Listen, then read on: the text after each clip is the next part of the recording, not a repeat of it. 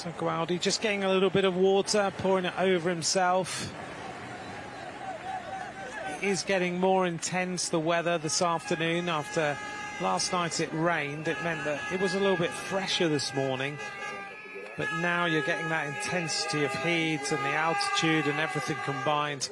The more dense air that there is that we've been experiencing over the last few days. So Jonas Walton at the back. Oh, a little bit of a wobble on that bike. That didn't look quite right.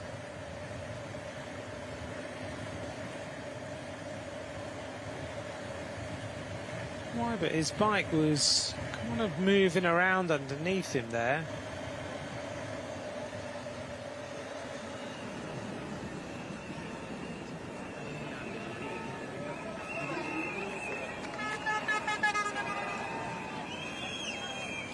Just heard on Radio Tour an announcement to remind everybody to not throw bottles outside feed zones, because I've seen a couple being thrown and gels being thrown, and it's not a done thing, particularly in Rwanda. So they've just put a warning out to stop that happening. I have to say I was impressed that here in Rwanda, single-use plastic bags are completely banned. You can't bring them into the country at all. That is a great focus on getting rid of the single-use plastics across the world, at least trying to do something in this country. And actually, when you look, there is no litter around this. I've not seen anything at the side of the roads.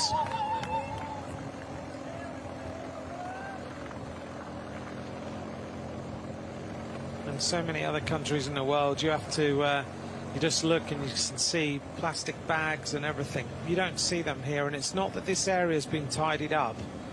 That's how it is.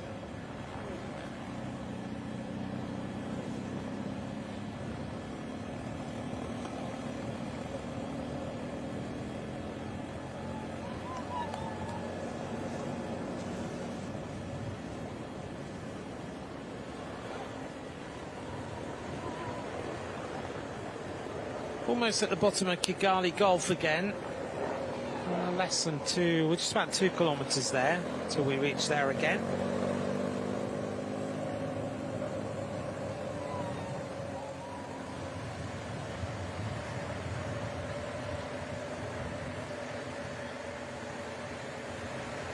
Jonas Walton quite happy to sit on the back with the Slovakian rider just in front of him.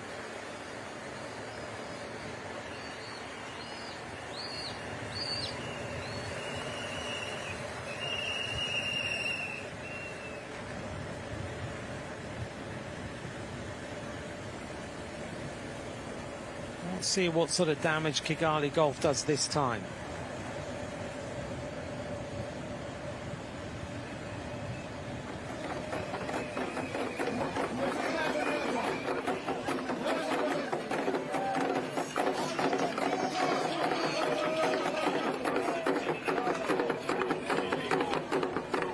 The drumming that's become so synonymous with these World Championships, you hear it everywhere.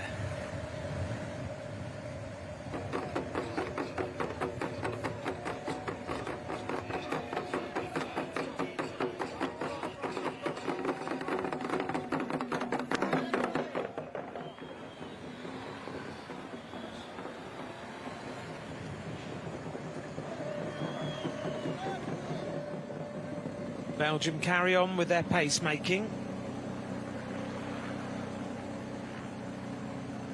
I'm just trying to work out what their tactic is this afternoon. Well, they just want to make the race really hard for later on in the race. They've obviously decided they need to keep this momentum very, very high.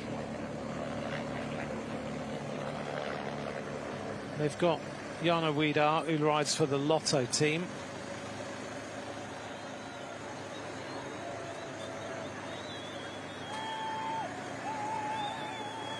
He's been in their development team for a little while, but he's moving to their next level up team, although there's lots of rumours about Lotto right now. But he won the Giro Next Generation in 2024. He's an incredibly talented bike rider. He also won Valle d'Aosta 2 years running.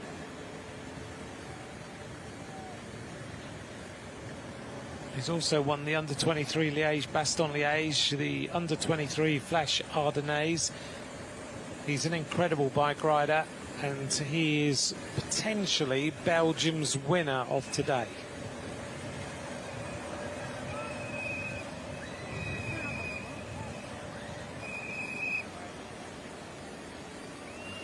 Jasper Schoofs is in there as well, though, and he is a member of the Soudal Quickstep development team.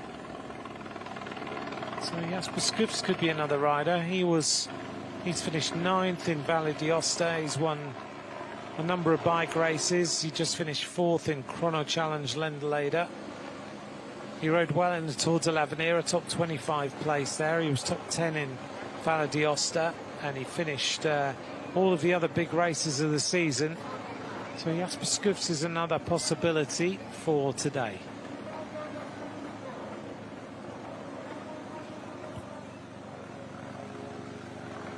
The Italian team there, as Belgium set a very hard tempo, 2 of their riders are coming back. Kamil Eman bringing back Jarno Wiedar that we were just talking about. You wonder why Belgium have been riding that hard. Belgium have been riding that hard, or probably the answer is they didn't know these 2 riders are out the back.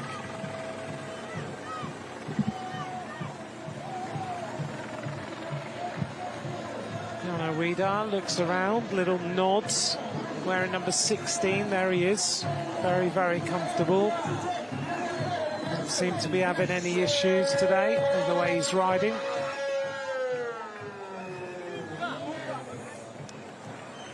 Very comfortable as he pedals his way back onto the rear of the peloton, and his teammates bringing him back.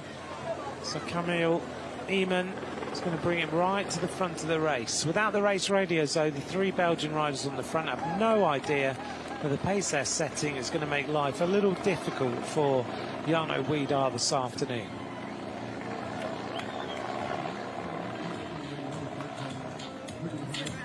Judah Thompson has abandoned for Thailand.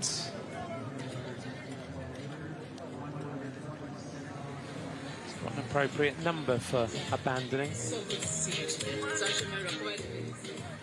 Number 59, Li Yu of China.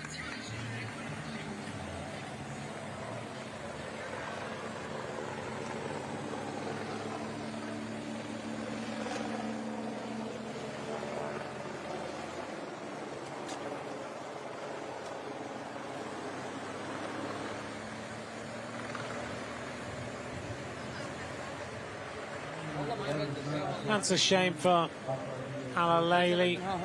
He was in the breakaway and now he's abandoned the race. He gave it a shot. He tried to put the UAE on the map by going on the move. I think he got a little bit carried away. Once he was in that breakaway, forcing the pace at that time in the race is so difficult, but it was good to see the UAE represented in a breakaway in the World Championships.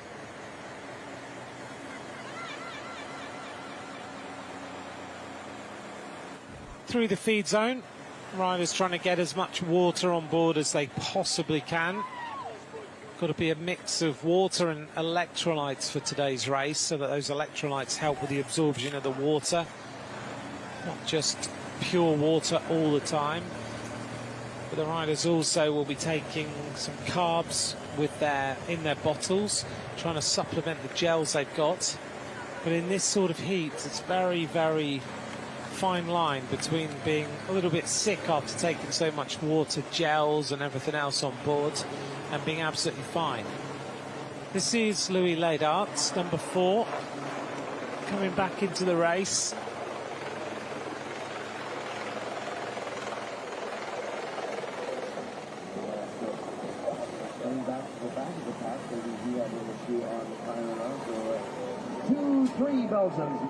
Louis Leydart rides for the Lidl Trek Future Racing team. So he's in that feeder team into Lidl Trek, who've just, of course, signed Juan Ayuso. Back of the peloton, number 111, Lawrence Lorot.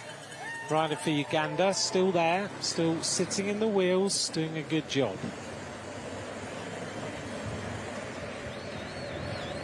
Louis Leydart, though, 20 years of age from Germany, riding for that Lidl Trek Future Racing squads. So he's got a chance of going into the Lidl Trek World Tour team if he continues to progress. He's just ridden Tour de l'Avenir, finished second on a stage into Vitry. On that day, he was beaten by Elliott Rowe of Great Britain.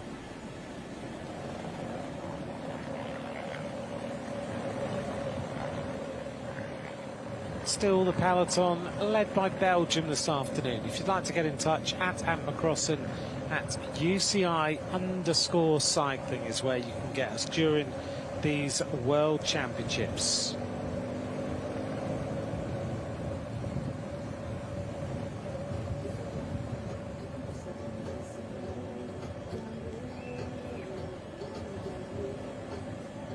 This is the Kigali Genocide Memorial.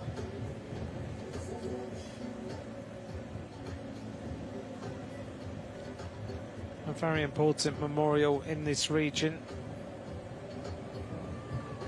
that we've seen on a number of different occasions, but each time we see it, it doesn't diminish the need to talk about it and see it.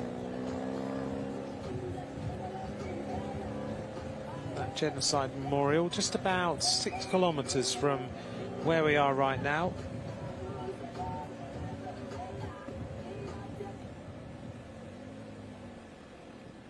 It's a real testament to the courage and unity of the Rwandan people in that unimaginable horror in 1994. And that memorial chronicles the efforts to halt that genocide against the Tutsi. On to Kimihurura again. That whole genocide museum is really important. A living memorial honours the bravery of those who fought to save the lives of everybody and the millions who perished during the genocide.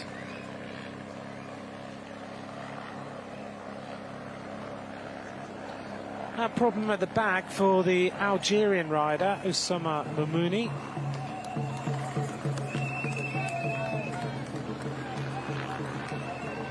And just in front of him is Mustafa Taraki.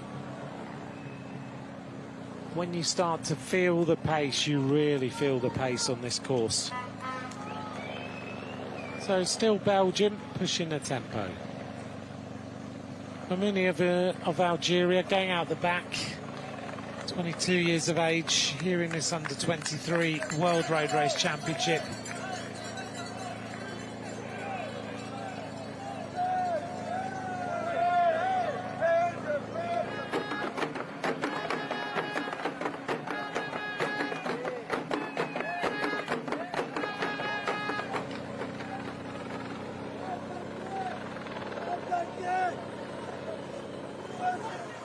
Oh, and the South African rider is starting to feel this as well.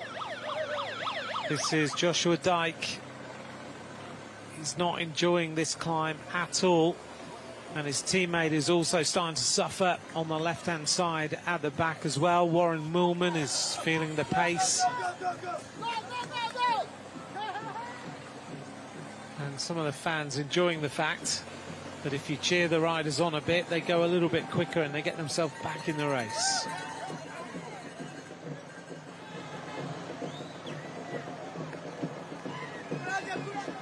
Almost at the top of the cobbled section for this time.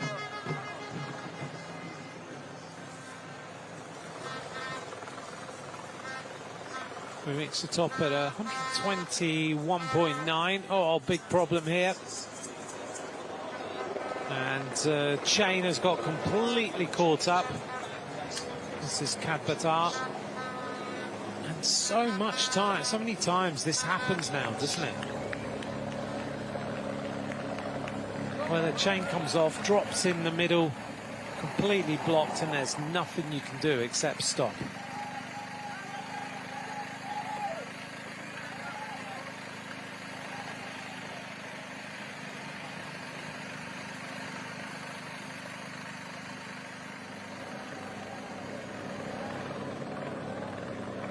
Still Belgium pushing this tempo.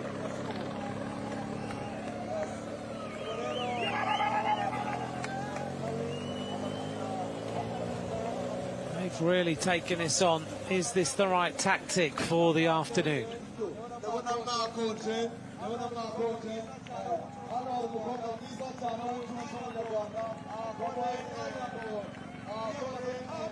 Eritrea is still represented up at the front.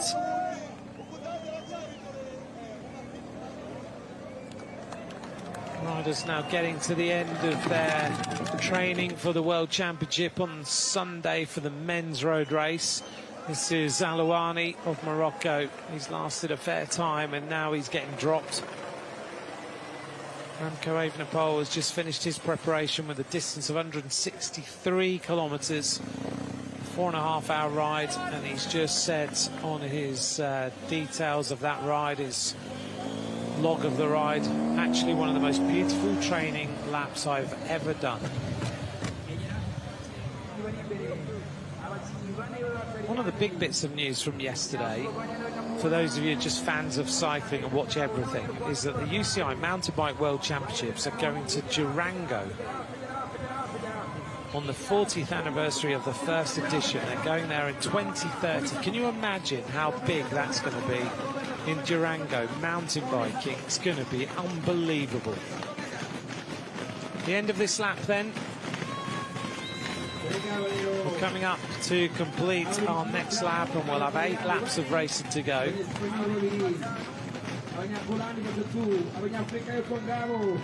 The average speed has been up at around 41.2.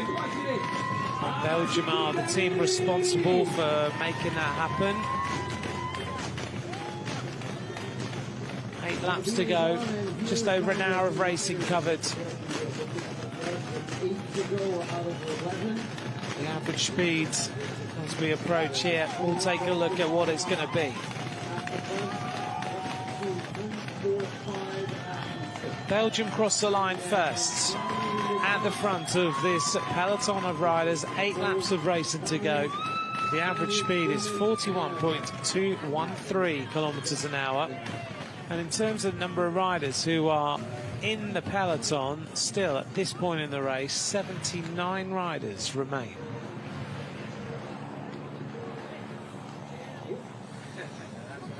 So after the end of the first lap, it was 101. Now we're on 79. 39 riders are gone.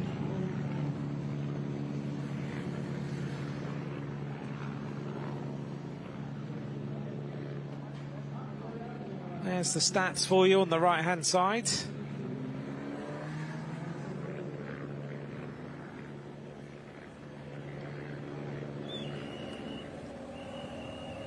There's a lot of building going on around this particular area of the course, as you'll see in the background. Seems like there's a lot of development of this particular area.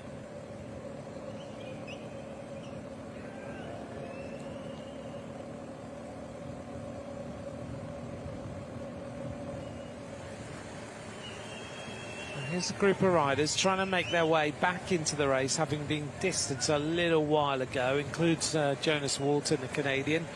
Also in here is Joshua Dyke of South Africa. Never give in, you just never know how things might develop. Tekle Alameo of Ethiopia on the back. Also in here is number 85, and that's Mounier of Senegal. He's the rider wearing the star on the back of the jersey, the red shorts.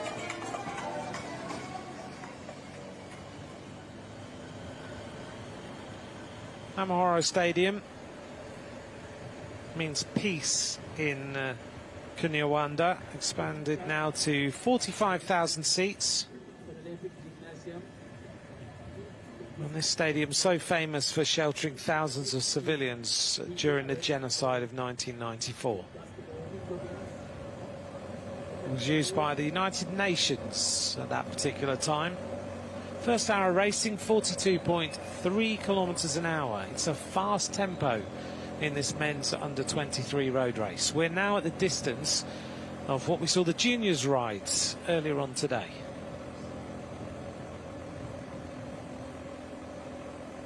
We've just heard that Samuel Novak of Slovakia has just abandoned the race.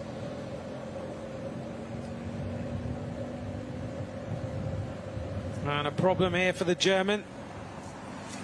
And this is Mauro Brenner.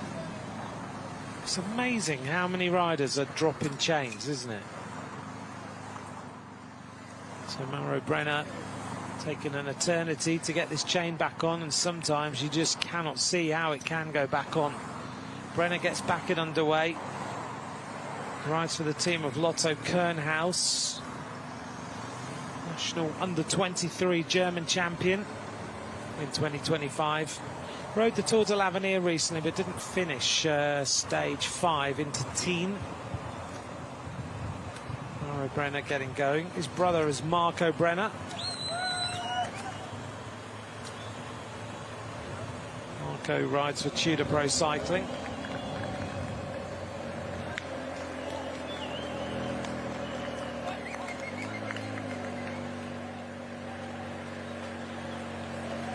The Italian team riding cohesively in the peloton. There we are in the blue jerseys. The team of Spain also seem to be quite locked together. So are Colombia.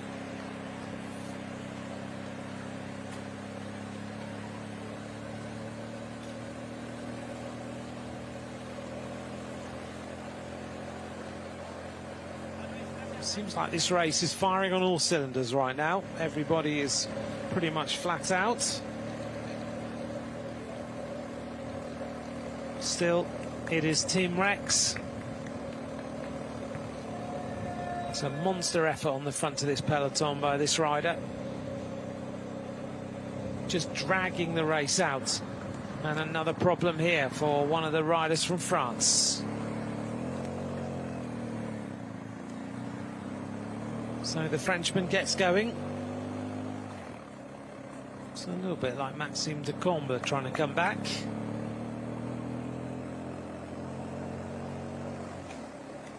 Just checks in his pocket. He's had a bike change. Just trying to get his computer. And it's Antoine Lot who's coming back into the peloton as quickly as he can.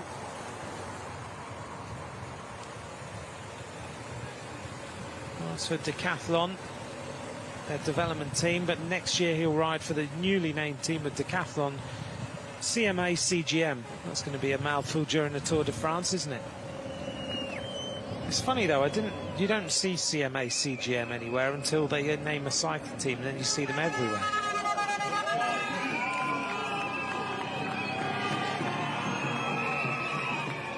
But Antoine Lot is a useful rider. He won Paris Tour Espoir. He's won a stage of the Olympias Tour.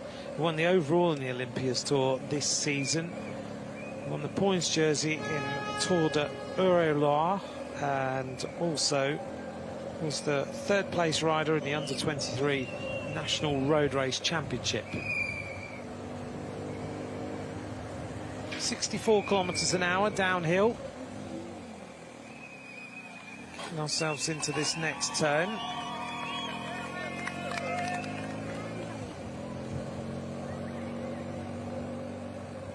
115.4 kilometers of race it remain. Heading towards Kigali Gulf. And then we'll make our way back to Kimihura again. Bottom of Kimihura this time is 108.1 kilometers of racing to go. So Antoine Lot nearly back. Good ride by him on that Van Riesel bike.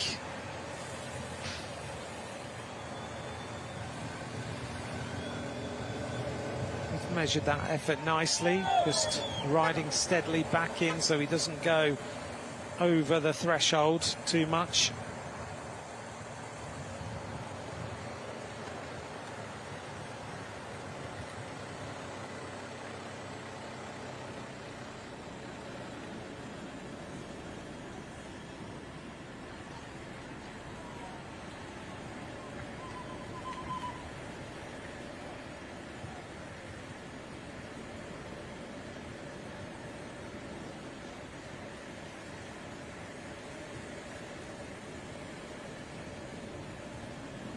We'll look out over Kigali This area is amazing for mountain biking and road cycling.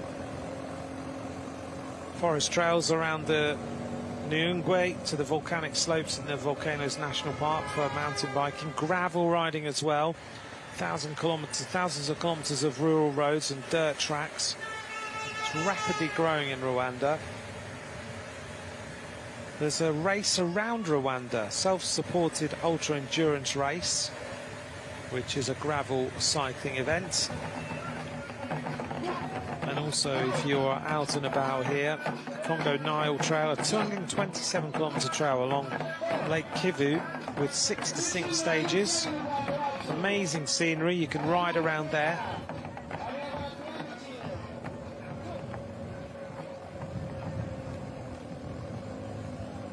And as we've heard from the riders, they're getting to know some of the trails, some of the roads that are good to ride on around this particular region.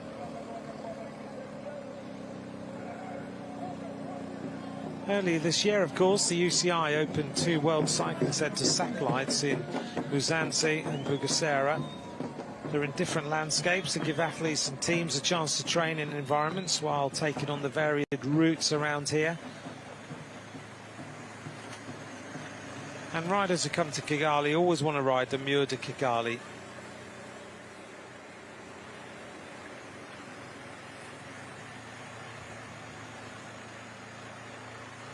And the rider from Macau is still there, and he looked like maybe half an hour ago he was about to be dropped, number 120, Kam Chin-pok.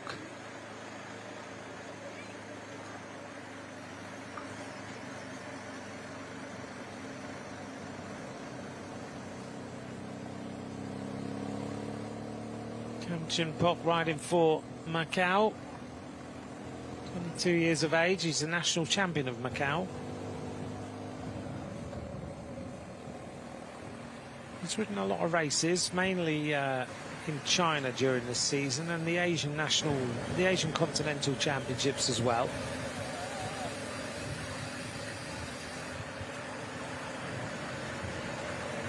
Number 57 is Kadbatar, riding from Mongolia, still there, still riding strongly. Albeit he might be at the back, but you have to remember some of these riders have not ridden in pelotons that are this large or that are going quite this fast. They might have ridden some Asian races, they might not be at the level of some of the riders in the front. We're talking about World Tour professional bike riders here.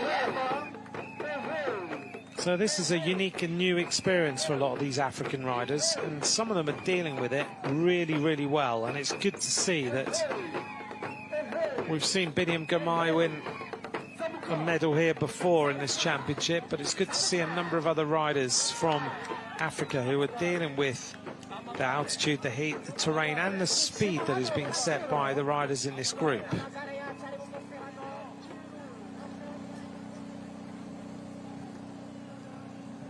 Belgium coming to the top of Côte Kigali. I've put a curse on him now, haven't I? Kadbatar is going out the back.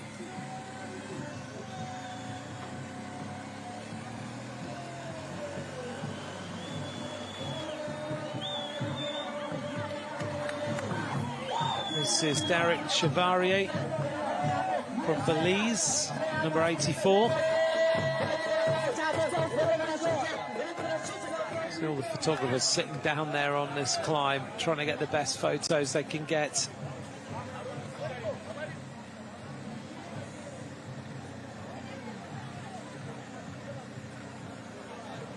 I didn't know you could get a Haro road bike.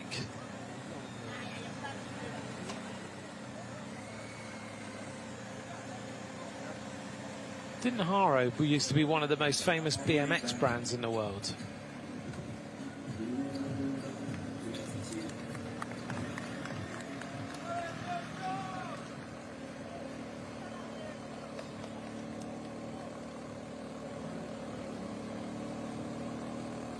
Still Belgium maintain this pace.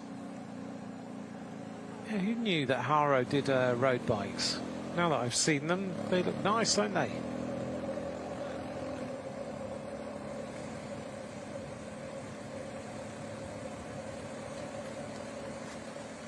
Haro did. They were one of the most famous BMX bikes, of course. Based in San Diego in California. And another South African rider at the back. This might be the same one. It is Warren Millman. He's finding just that tempo on that climb just a little bit too hot to deal with. Just got to keep hanging on and hoping. This is Kozares, who was one of the first attackers of the day. He's now abandoned. Didn't go his way today.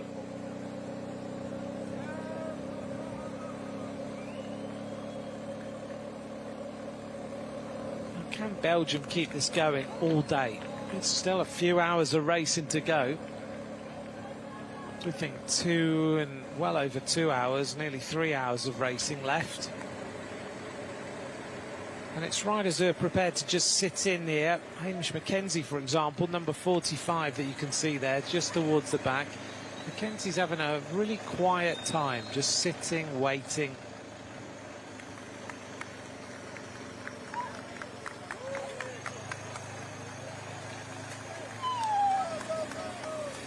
Hamish Mackenzie, very experienced. He will ride for Jaco Alula next season. Third in the Under-23 World Time Trial Championship in 2023. Mackenzie clearly just happy, sit there at the back. He rides at the moment for Hagensperm and Jaco. A team that is was without doubt the best team in the world for spotting young talent. So many of the top riders in the World Tour peloton have ridden for Hagensperm, and now they're the feeder team for Jaco Alula with that combined thoughts and mind and experience of racing.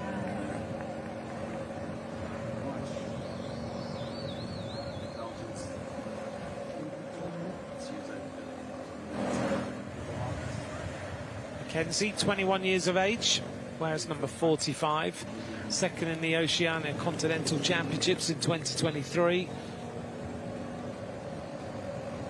See how Hamish Mackenzie does on today's race. We're still in the very early stages. We're coming up now to around about 60 kilometres.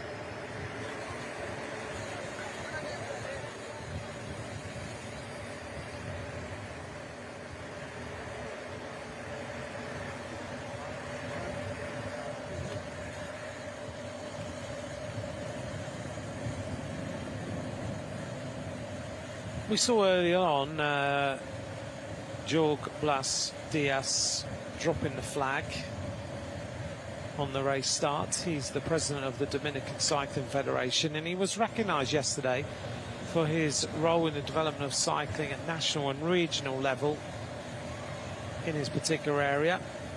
It was good to see him being given that award.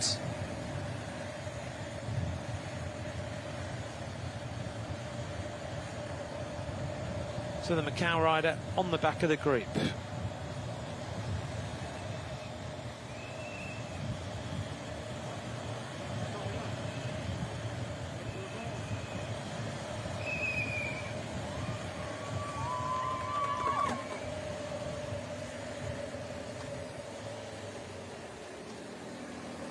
Nothing really has changed for quite a few kilometres as we make our way onto the cobbles yet again. And it's still T-Rex, Tim Rex at the front, pushing on the tempo for the team of Belgium. Looking good and still dragging this pace out. Behind him is number 12, and that is Aaron Dox. And they're clearly riding for one rider and one rider only, and that is Jarno Widar.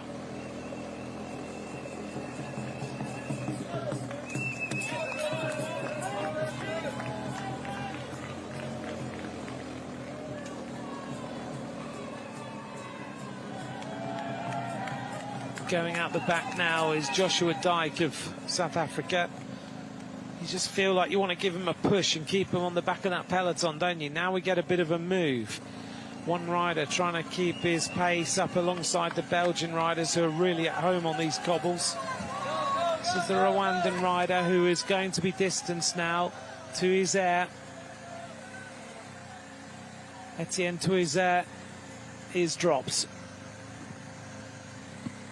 Just can't stay with the peloton this afternoon now. And we're getting into that second phase of the race, where the riders have already covered that first section, and now they get inside that 100k to go shortly. They start to feel like the kilometres are ticking down well.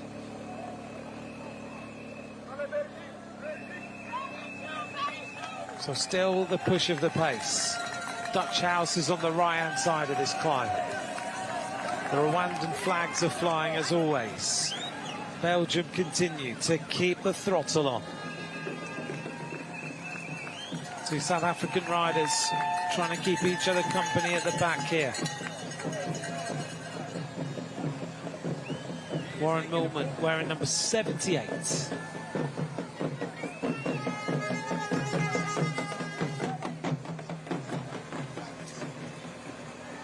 Give each other a tap, say, come on, let's keep in here now.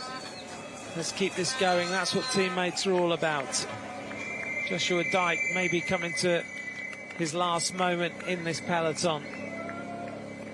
Because look at the way that Belgium are riding. This is proper full-on bike racing. The speed at which Tim Rex is riding these cobble climb this afternoon is very, very impressive.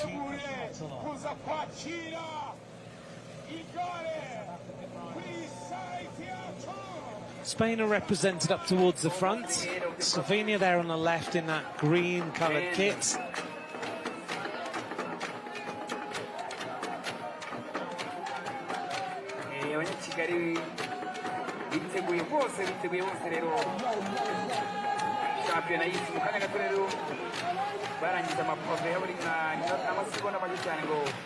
Well, the Italians are still on the wheel of the Belgians in that blue coloured kit.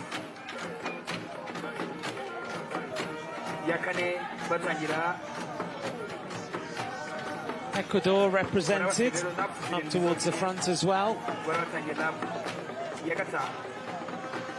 Yes, here they are.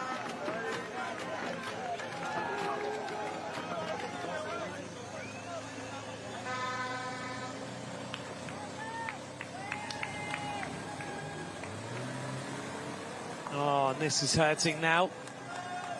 Two riders going out the back. Marco Brenner, who's not been able to get back in after that problem, and he's with Emery van Gezicht.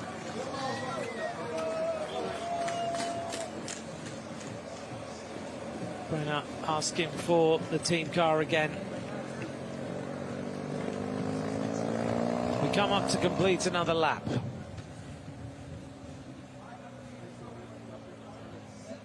This time we'll have 7 laps of racing to go. It's a steady burn, the Under-23 World Championship. The universal language of I'm about to get out the saddle, the flick of both elbows. Gives the rider behind the idea your bike might come back a little bit at you. So just give it a little bit of a gap.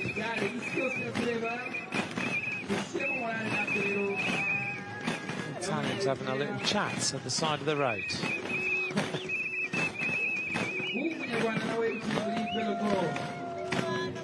Big move by the Eritrean, moving up on the right-hand side, just trying to keep himself in contention.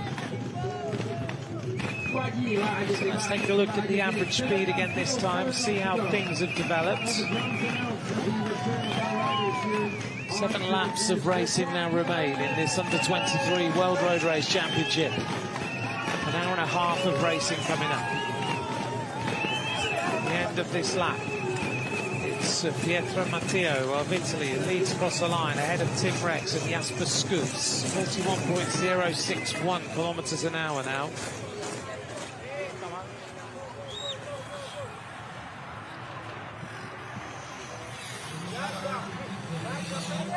And just to give you an idea, numbers of riders in the peloton, we've now got 75 riders there. We lost another 4.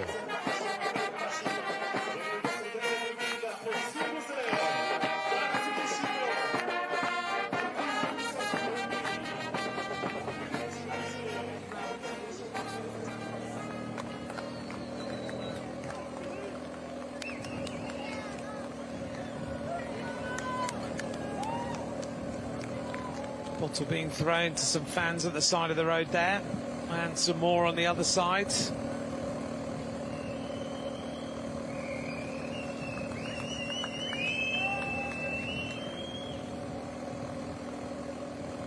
Bottles bouncing around as well though, and that's a little dangerous. You don't want to hit any bottles that could bring you down immediately, especially if they're full of water. Here's the replay of the riders completing that lap with 7 laps to go.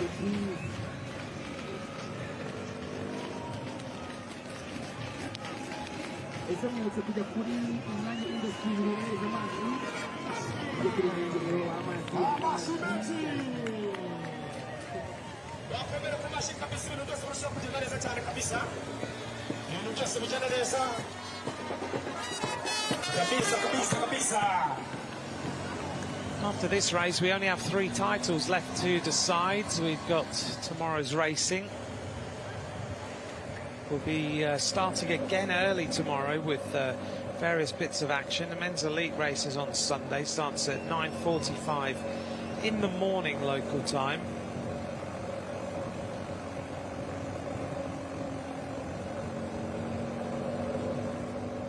Tomorrow the women's elite race, which will be 164.6 kilometres, same as today on this local circuit. The women's junior race will be first thing in the morning at 8:20 in the morning, 74 kilometres, 5 times around this circuit. The women's race 11 times around this circuit. We're hoping the rain stays away. We've said we're moving towards rainy season. Hopefully it'll just hold off all the way until Sunday night. The women's elite race is going to be interesting on this this circuit. The men's elite road race on Sunday takes us into a massive extension circuit, which actually we drove around a few days ago and took a look. That's going to be some circuit that the rider's going to go on, because I don't remember much in the way of flat roads on that circuit, and it takes them out on this big loop, and it takes them over the Muir de Kigali, which is a famous climb, as we see the Campaign Against Genocide Museum we talked about a little while ago with this incredible sculpture. But we go over the Muir de Kigali, which is an incredible climb. We go over Mont Kigali as well, takes us up to 1,771 metres above sea level. So the riders in that men's elite race are going to come around that big circuit. They do 9 laps of the local circuit, then they go back out on a big extension circuit, then they do 6 laps of the local circuit.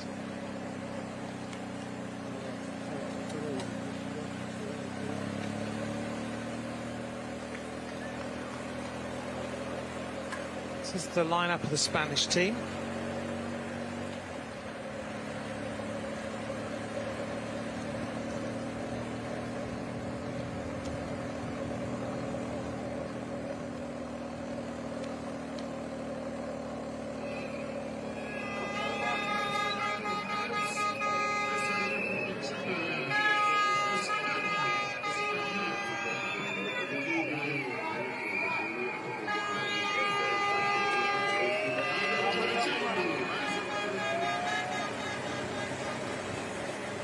Two Canadian riders at the back now of this string of riders. Suddenly you can go from feeling great to not feeling so good.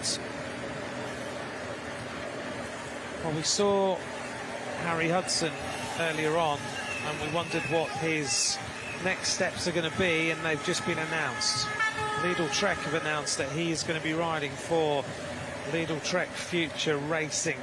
So that dream of becoming a bike rider and having a career as a bike rider, because that's, in his words, what I love doing, riding a bike. As we see a puncture here. Puncture for Moreira of Portugal.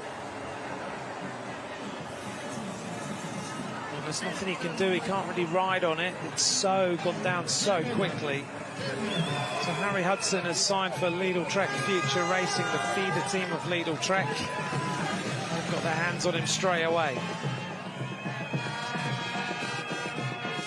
Puncture for this rider. It's been a long wheel change, this one. I do wonder if these teams are listening to Radio Tour, because I heard that call ages ago.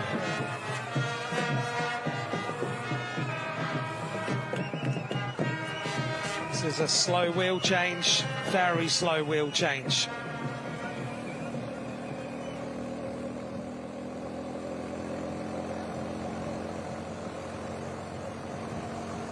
A similar situation that has lasted now for nearly 70 kilometres, maintained by the Belgian squads.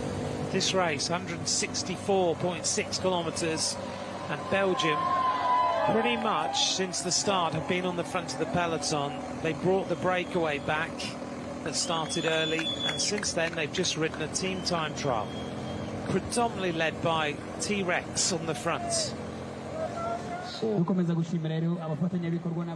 is Kadbatar of Mongolia. The Mongolian Timuel. We're inside the magic 100 kilometres to go in this under-23 men's road race championship.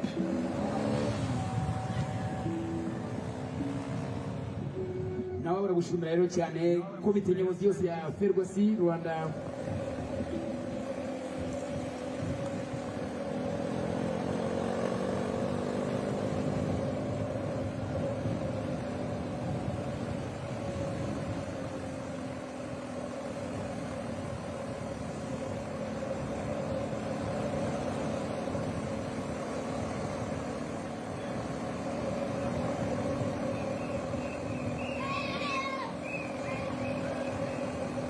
.7 kilometres an hour.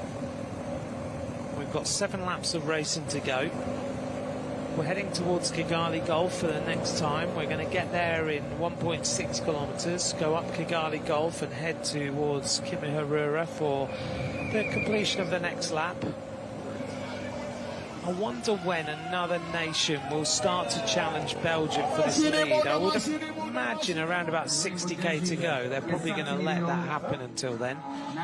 Driss El Alouani is out of the race, the Moroccan rider.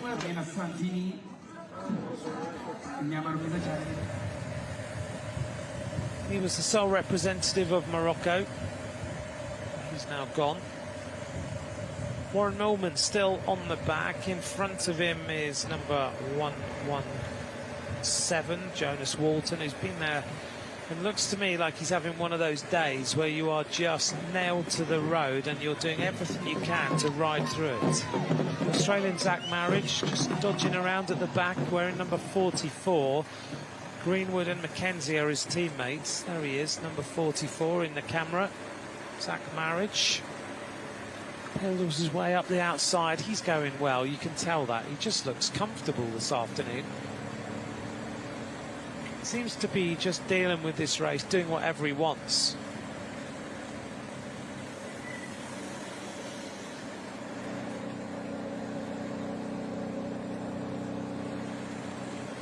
Zach Marriage has had a stagiaire role in a team. Narayan Munier here of Senegal has abandoned the race.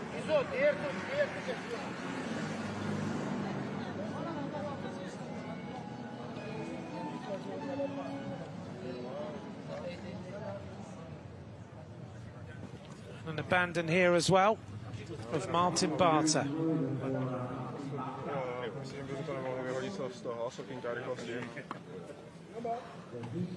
Tam máš. Reinbeck tam mám, není tam teda... Talking with Barters with a slightly different accent on them. Will Barter, the American climber, is signed for Tudor Pro Cycling and announced today. 29-year-old Will Barter. He's got a 2-year deal with Tudor Pro Cycling now, so he's got some commitment and some long-term stability or longer-term stability. That's good news for Will Barter. He's a talented time trialist, a very good climber, and I can see him getting better and better all the time. Belgium onto the climb again here at Kigali Golf.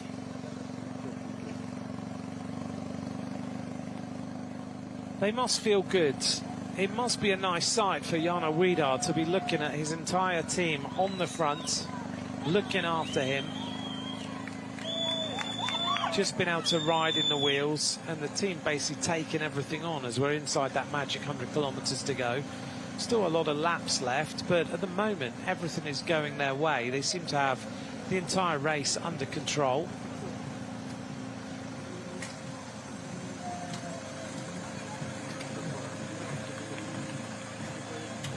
South African team tagged to the back of this race. Number 77 on the left-hand side is Blaine Kiek.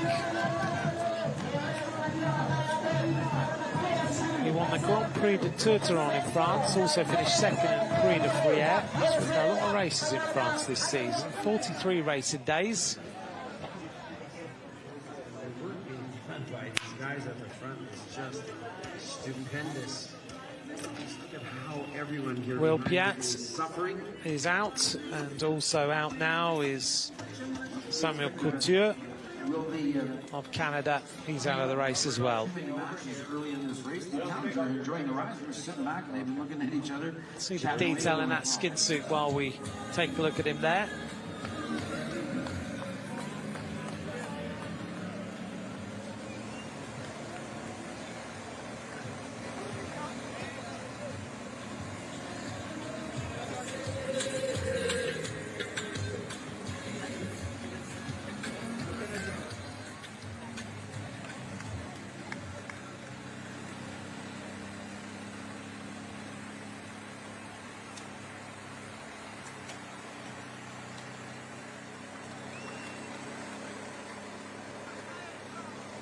The Eritrean riders are going well in this race, aren't they? When we look through the group of riders, they are still well represented.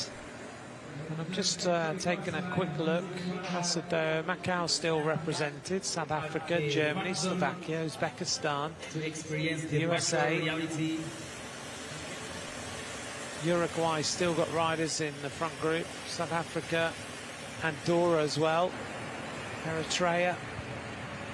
Eritrea, to me, they've got 1, 2, 3 or 4 riders still in here, Eritrea. There we are. We take a look at them now, wearing number 92. This is one of the riders from Eritrea, Mikaeli. So things are going all right for them this afternoon. Milkias Mikaeli and the rest of the Eritrean squad. I saw Daniel Tekelemenot a couple of days ago. He's here, obviously just being with the Eritrean team.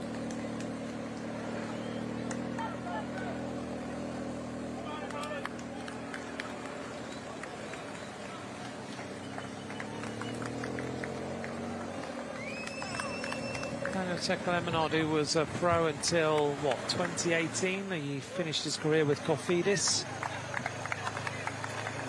Rode for the likes of Orica Green Edge. He rode for Cervelo Test Team, for MTN Quebec and Dimension Data. 95.1 kilometers to go. He's a winner, actually, here in Rwanda. Daniel Tekelemenot, he won the Tour of Rwanda in 2010. Remember him wearing a King of the Mountains jersey in, was it the Dauphiné, I think? As Diaz Rizbey of Kazakhstan is now out of the race as well. Suddenly we're getting more and more riders coming into the pits.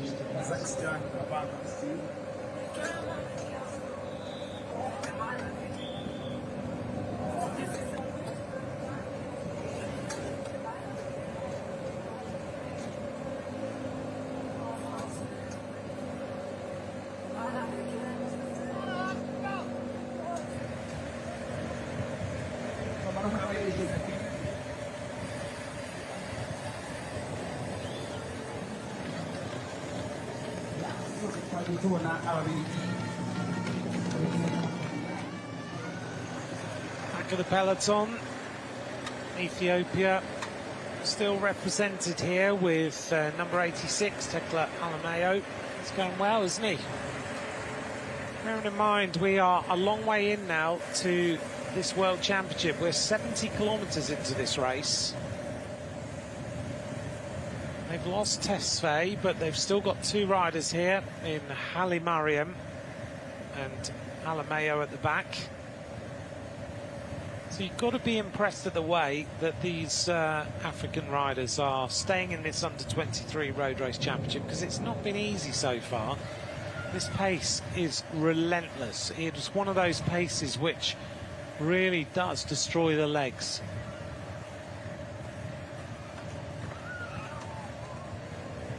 Last time we went through the end of the lap with nearly 60 kilometres completed, 58.9. And it was Belgium and Italy and Eritrea all at the front of the race. Still no major attacks since we saw the first attacks of the day. Those contained a number of different riders trying to make their move and trying to get involved in the action. We saw Pomorski of Poland, Alaleli of UAE, Yilmaz went on the attack, the Ukrainian rider Kozares went on the attack as well. As we reach Côte de Kimihurura for the next time, and still on the front. What a job this guy is doing. How is he riding like this for the entire time?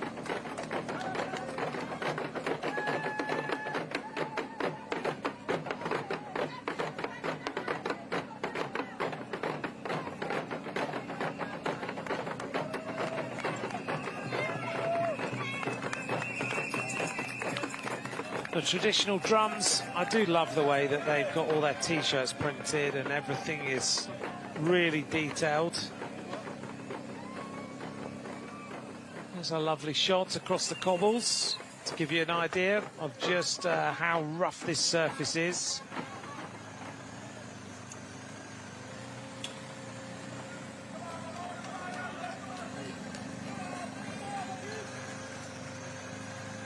And a moment where the legs start to falter from Svetkov of Uzbekistan, number 83, and also number 53, Zalka of the Czech Republic.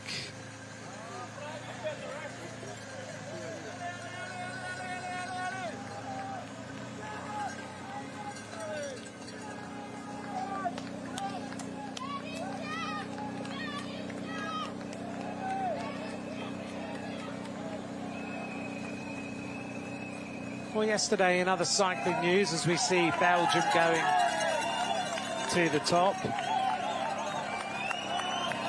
David Lepantien was re-elected as the president of the UCI and announced that the World Championships are coming to 13 cities across 10 different countries worldwide, as they announced more dates in World Championships.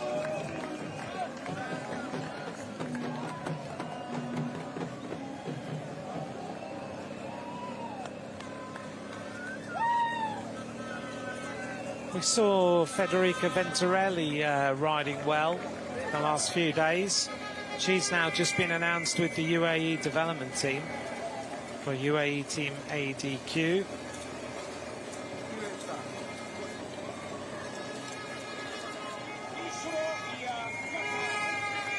Almost at the top of the cobbles this time. The riders, when they get to the line, will have 6 laps of racing to go. And finally, the Belgian stronghold on the front of this peloton has been exploded by the arrival of Spain and also the team of Italy to try and rip this up a little bit. They're not impressed at letting the Belgians just continue, so now they start their plan. And a big move by the Italians as they start to rip this pace up a little bit now on the cobbled section. Big acceleration.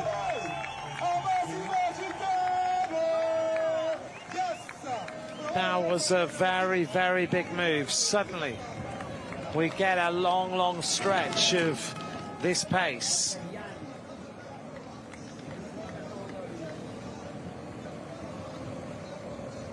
So it looked like it was Pietro Matteo who has upped the pace now, trying to get rid of the Belgian team off the front.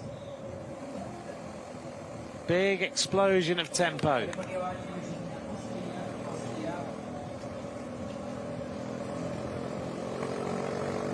It looked to me like Hector Alvarez of the team of Lidl Trek on the front. Now a little bit of a move by the Slovakian rider, not prepared now.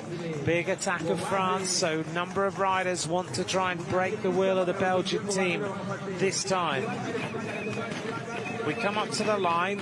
This time we're going to have 6 laps of racing to go. Austria now started some accelerations too, so suddenly this little move means that everybody is suddenly sparked into life, and the peloton breaking into 2 parts. Well over 70 kilometres of racing covered now, nearly 74. We're coming up to almost 2 hours of racing. And now Belgium take control. The end of this lap. 6 laps of racing now remain. Across the line is Jarno Wiedar, who was the Belgian rider at the front.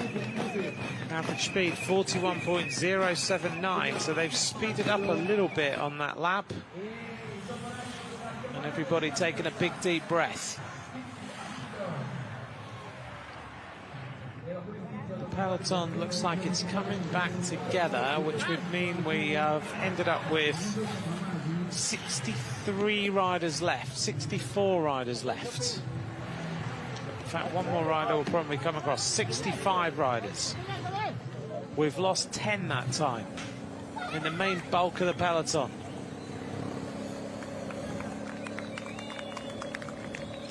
Just hearing that Hamish Mackenzie's been dropped for Australia, which is a bit of a surprise.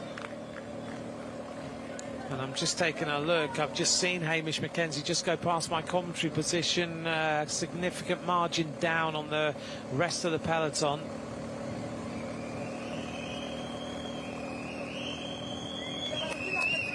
So it looks like Mackenzie is going to be out of the race.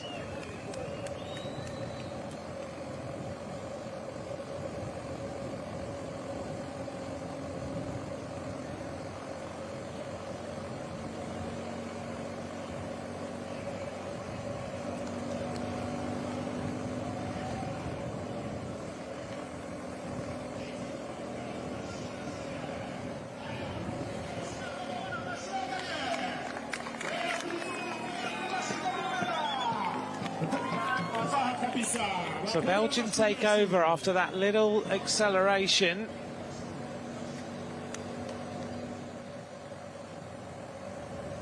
Italy wanted to test things out a little bit by the looks of it. Hector Alvarez, the Spanish rider, the 18-year-old, just trying to inject a little bit more life into the rest of the peloton. He's a very talented bike rider, Hector Alvarez, one of the favourites for this afternoon, rides for the Lidl Trek Future Racing team. Finished 3rd in the Tour of Austria this year.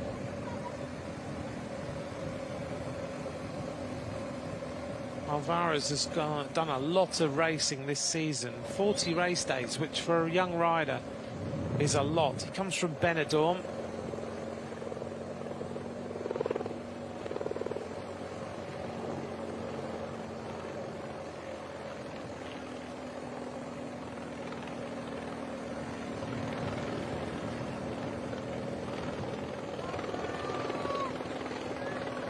Back of the peloton, number 19 here, Gomez. One of those beautiful bikes of the Kepo Kern Farmer. If you've never seen these up close, They are stunning machines. The paint job is beautiful. He's got a contract there till the end of 2028. Started the Tour of Britain, didn't finish the first stage, had a crash or a bit of illness there, I remember. But apart from that, he's had a good season. And if you ever get the chance to go to a race where Equipo Kern Pharma are actually there and look at their setup, the green of those bikes is quite amazing, actually. Looks very, very special indeed.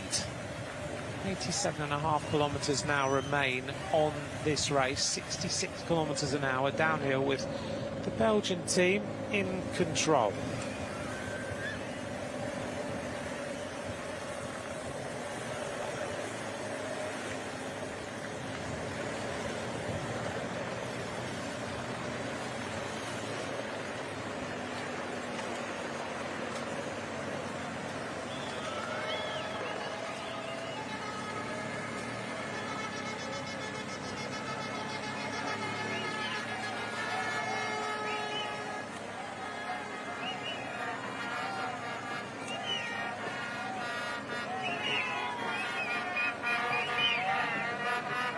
So the bands continue to play as the riders make their way towards Côte de Kigali Golf for another lap of racing.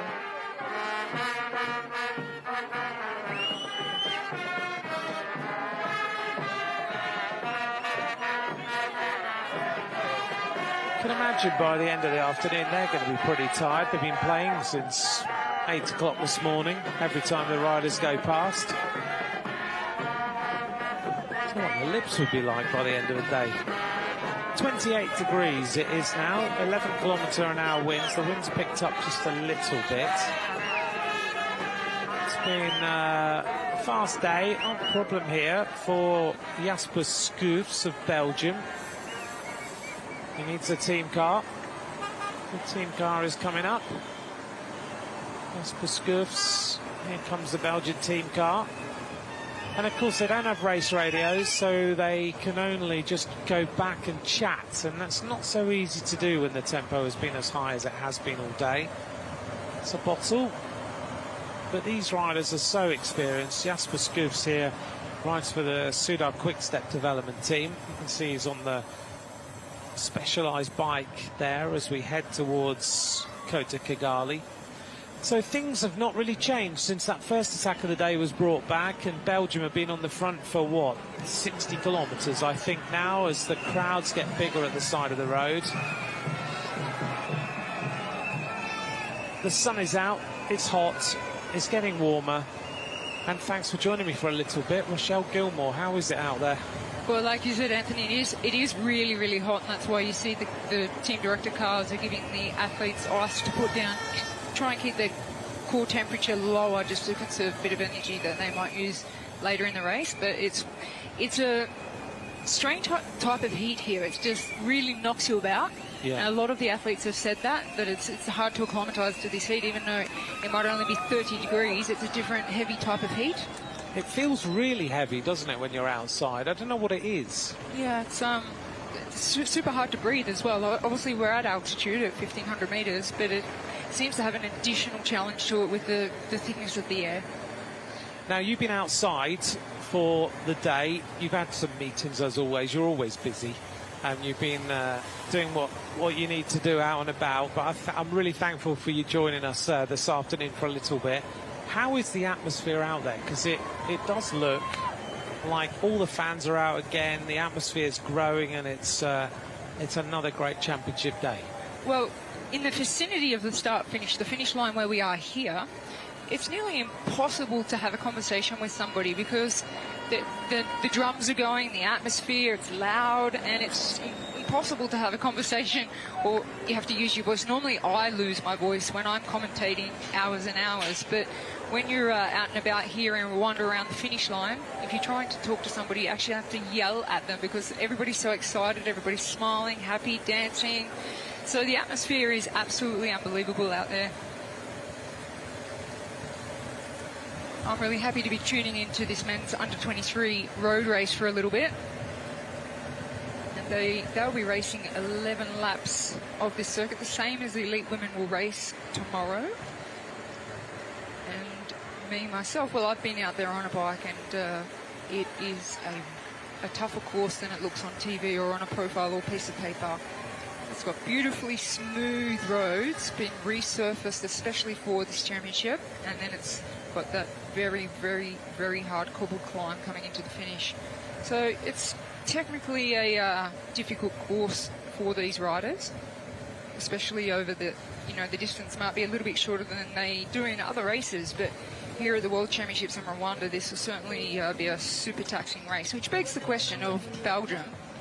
They have got the clear favourite in the race, and they have dominated the front of the race from the start. Big question is, at this point of the race, with 83 kilometres to go, have they burnt matches too early?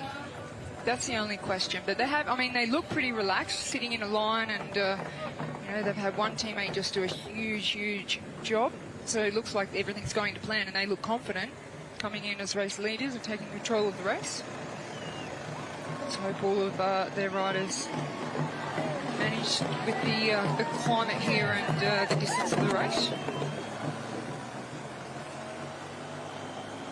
So on this part of the circuit, the other day I had to stop and have a breather myself. I sat down and I had a couple of the organising committee come and ask me, would you like us to get a doctor for you? And I said, no, I'm all right. I'm just having a little rest, and I'm waiting for the Australian team to come by, and I'm going to say hello to a few friends.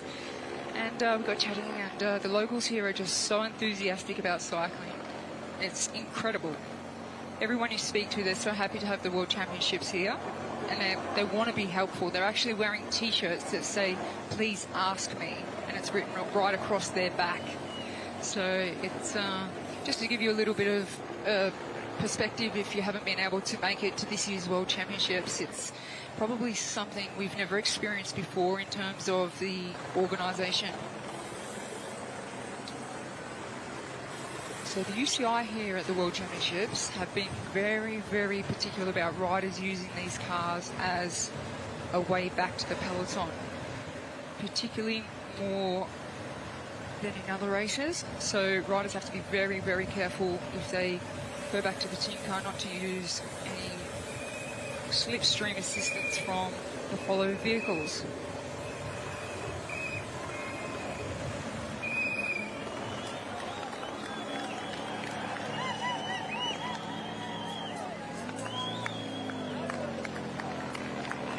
So even though Belgium have been dominating for their race favourite, you can just see in the body language that there's not really that many other riders that are not labouring and moving their shoulders and swaying side to side any more than they are, so they look like they have things in control at this point of the race.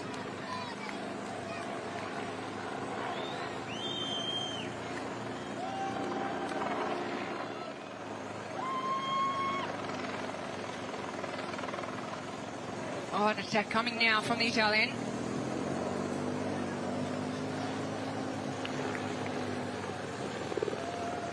Oh, Belgium are really, really demonstrating that it's their job to keep this race together. Try and neutralise it with putting a rider on the wheel. And then still the team will continue to chase whilst they have a rider in the break.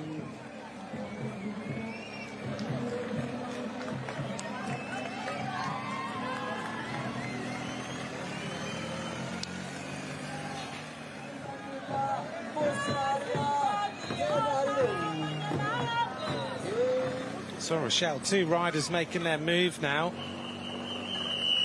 This is the Italian rider who's been quite making a move at times, Matteo, and Scoufs, the Belgian. So the Belgian team have been riding on the front so much of today. Yeah, well, it's interesting. You can see that, they put a rider to cover an attack. They had a rider protected that was, it's your job, you go and cover that attack. But at the same time, they're still chasing, even though they've got a rider in the breakaway. They're still chasing, so they've put all their cards on Wilde, their number one rider for today. But the fact that they've been riding all day and they believe in Jarno Wiedar today, do you think it's the right thing to do when we see a team like this who've basically ridden on the front of this peloton for well, now approaching, what, 60-odd kilometres, 70 kilometres. And one rider in that team has done the majority of the work. Big attack again as another move starts to happen. Why do you think Belgium want to ride like that all day? Yeah, I think it's a very, very big question. I had a glimpse of the screen when I was having a meeting with one of the ex-presidents of the UCI in the VIP box. And all you could see is blue on the front all the time. Yeah. And I did ask the question, I said, do you think they're doing a little bit too much too soon? Because that's the big question. You know, now they all need to take a breather now, and there's still 80 kilometres left to go in this race. So that is a really big question. The tactic obviously was to keep the pace high to neutralise attacks until Wiedau's going to make a big move at some point. But just keep him protected, keep the pace high, and keep this race together until he's ready to go. But we've seen teams do this before. I mean, the biggest example of this happening was Mark Cavendish in his World Championship victory, wasn't it? He was looked after all day, and he managed to win the title. But we've seen it happen in other races where Great Britain tried to control the Olympic Games and then they didn't win anything. And so it's a risky strategy to put all your team on the front like that. Yeah, it definitely is. But like you referred to the win of Mark Cavendish, is that it also puts more pressure on you. And it's a good pressure where you say, OK, my teammates, they've done every single thing possible today. All I need to do is finish it off. So it adds more pressure when you've got a complete team like this. You can see Belgium is still back to the front, keep the pace high, neutralise those attacks, and wait for Wiedau to make his move. But when your team does everything they're supposed to do, you feel like, OK, I've got that pressure on me, but they've done everything. I've just got to finish it off. Perfect. Yeah, so it's good for him then. And he does look comfortable. He's looked like he's had one problem today, where he had to come back into the race, and he was paced back by Camille Eamon, who brought him back into the race really nicely. But apart from that, he's had a pretty much an armchair ride, although it's quite hard to say he's an armchair ride around this course. Whilst you've been out and about, what are people saying about the course itself? Are you getting any sense of how hard it really is out there?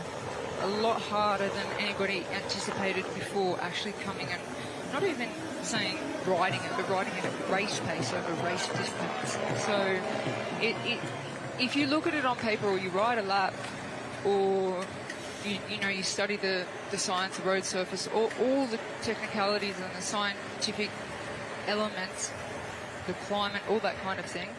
The thing is that it's just so many different challenges here that the riders need to deal with that they can underestimate unless they've done a full race of 164.6 kilometres, 11 laps at race pace, to know if, like you mentioned it earlier, that a lot of riders rely on their power data. Yes. But they can't hit those data here because they're at altitude and they've got really thick air to breathe in. And the cobbles are obviously taking a lot out of the riders as well. That's the toughest part of the course. So, yeah, I think the course has not been underestimated. And now that we've seen the pattern of this racing going on, and tomorrow we'll be together for the women's race, how do you think it's going to impact on the elite races? Because they'll be watching this, won't they? There's a lot of elite riders watching this racing right now as we see an attack from Poland. How will it impact that women's race tomorrow, potentially, as Pomorski goes off the front? He's been on the attack already today, right at the beginning of the race. Can you see that we'll see just a peloton like this? Can you see attacks happening? How do you see that women's race will be impacted by the course, the terrain, and what we're going to see? Well, it's interesting because I think now that they've seen it, and I've seen out on the course myself, riders like Anna van der Breggen doing laps at full race pace behind a motorbike, that there might be a chance that it's a non-eventful race because they're worried about the attrition, and it only takes a split moment to be dropped and the race is over here. It's not easy to get back because even the flat sections, they're not flat. It's a very up and down technical corners and obviously the two climbs. So it's possible that after what they're watching, that we might just see an attritional race until the last couple of laps. It looks like that's what's happening in this race as well, where we saw an initial attack, then riders literally came from the front group and got dropped immediately as more riders drop out of the race at this point. And they've done, what, 90 kilometres nearly of this World Championship. This is Li Yu. We saw him hanging at the back for a long, long time today. And again, the Belgian team take control and make sure that the tempo is how Jarno Wiedar wants it. Luc Valenti of Canada was just being distanced. Rochelle, we always say about World Championships, if we haven't talked about you and we haven't seen you, then it's